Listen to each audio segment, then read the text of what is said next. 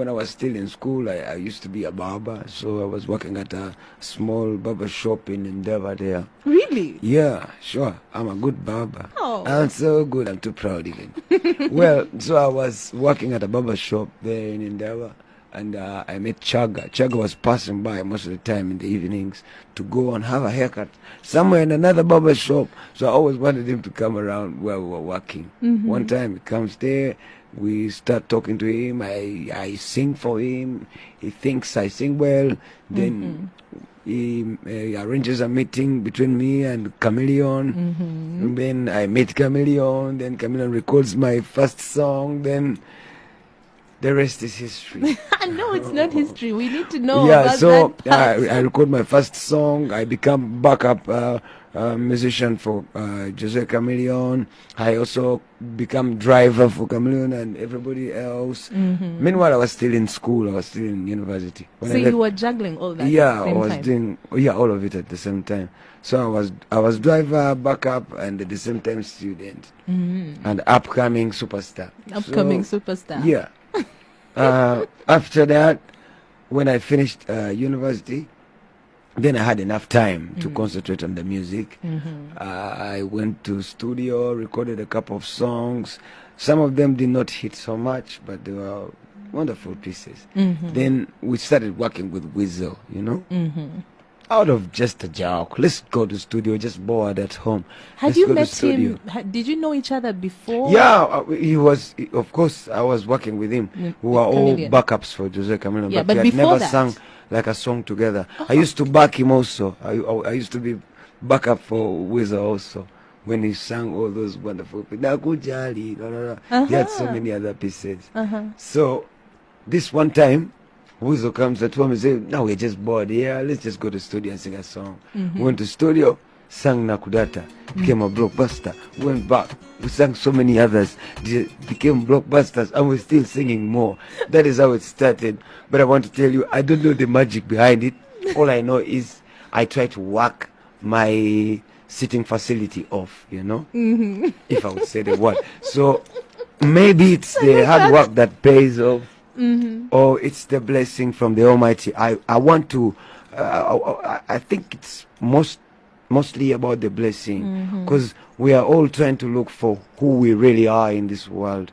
Until you place yourself where you belong, then you don't get the blessing. So if my blessing is in the music, I thank the Almighty for that, because I really love it and it's working magic, I tell you. Oh, it is. Yeah, It is. I am now going to ask you for your second request, an African song. And you picked African Queen. Yeah, African Queen. I would like to tell you about African Queen. When I was beginning, I used to perform at Blue Africa National Theatre. But at Blue Africa, I did not have a lot of songs to sing. I had Jennifer, and I didn't have any other. So to keep the people listening to you, I had to sing another song. Unfortunately, at that time, Two-Face had released African Queen, and nobody knew it here that much. I got the CD from Chaga. I had gone with Chameleon to Tanzania, so they got an autographed CD from Two-Face Debia. They brought it here. He wanted people to promote his music in Uganda, and oh, how nice. I received that song. I fell in love with the song. I started singing it at Blue Africa, and I used to get lots of money, They call it, And I'm sure all the ladies were also like, I tell you, they almost thought it was me. Oh, so it's a wonderful piece. It started my career. Those are the songs I really remember when I was beginning. Okay. Yeah. All right, here it is. It's still beautiful. African Queen from Two-Face. Yeah, yeah, you are my African queen. Ooh, Lord, ooh, Lord. Mowzey from Radio and Weasel here with me on Celeb Select, and he's just been singing to African Queen. You got to meet Two-Face. Did you ever tell him this story? Did you tell him that you used to sing his song? I told him, man, I almost stole your song, man. It was the most wonderful song I ever sang. But I met him, and I was so glad that I told him that, because you know, it's nice to tell those people that you learned from a few things about your craft, you know. Yes. Some people never get to tell you. They just want to copy you and just run away with your craft, and they don't want to appreciate. That's true. But we felt so good, and whatever he told me that time, I still hold dear to it, and I'm still growing strong every day. Yeah. Who are the musicians that you have looked up to over the years who've inspired you? You listen to their sound and you're like, wow, they make you a better musician as well. Mostly, I love to listen to reggae music. Reggae. Because reggae is soul music, but it's not described as soul, for the reggae artists, you know. The soul that people know is different kind of soul. It's the kind of soul I don't listen to. So I listen to reggae because it's my kind of soul. It's nice. It speaks to me. There's a lot there. There's a lot of suffering and there's a lot of victory. There's, you know, there's so much there in reggae music, you know. There's a lot of spirit there, spiritual message. There's a lot of inspirational message. There's too much in reggae that you can get that you won't get in other kinds of music, because it's soul to me and it's soul to the, you know, the reggae lovers. They do know that. But other guys who love the other kind of soul, it's different. It's a different. You've worked with so many different people, collaborations. Are there any that have stood out for you?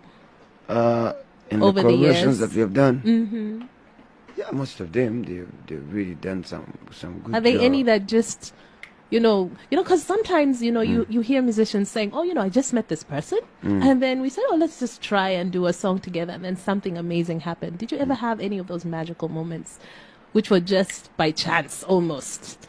Yeah, but I'll tell you true.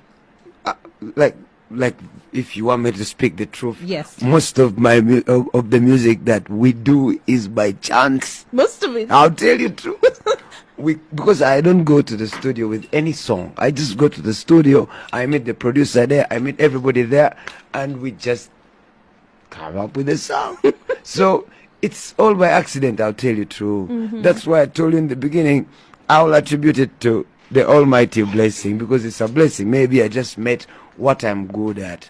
But we don't have any system that we follow, that if you do it like this is a blockbuster. So most of these songs that we do, they're just mistakes, or like lucky mistakes. Like you collide with a song, it's an accident, and then you collide with a good one. You know, nobody goes to the studio to sing a bad one. Me, I don't want to go to studio to sing a bad song. If you meet me in studio and I work with a producer and I don't feel the track, I don't feel the track. I go outside, I try to confuse the guy about, and I disappear, because I know I'm going to sing a bad one, and nobody's going to listen to it. Nobody's going to love it, even myself, because I have to listen to a song, I don't know, about 1,000 times before I can release it. I have to listen to it until I get sick of it. You know, like I get sick of goodness. Okay, so do you keep changing little things here and there the whole way? You're like, that has Yeah, not you good can enough. change, That but is. most times when the first time you do the song, that's the best time always. Those other times you try to change is because it beginning to infect you somehow. It's beginning to be nice. So you want to add all the other nice things that you know about songs. But I know the first time when you do it, that's the best part. That's the best Yeah, take. Huh? like usually I don't want to do the second take. I want to take the very first one. If it's good enough, if I've not erred, I've not made like flats and sharps and and I'm still on key properly, I would rather keep that one than go back And to then do redo it it, because again. the vibe is not the same. Yeah, it's not the same.